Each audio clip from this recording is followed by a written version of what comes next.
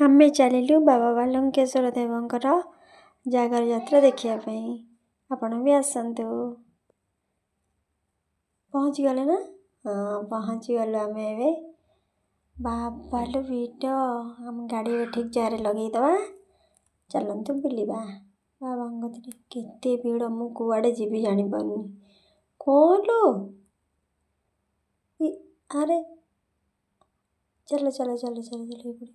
अरे एठी खेलर भी एंजॉय नौचनी इंडिया पाकिस्तान मैच। बाबा का दर्शन कलु केते भीड़ आज बहुत भीड़ अछि बाबांकर। एठी सब लोक माने दीप जाली हमर बसचंदी मंदिर बेढ़ारे। मंदिर सुंदर सजा ହେଇଛି আজি बहुत लोक आज जाइछंदी।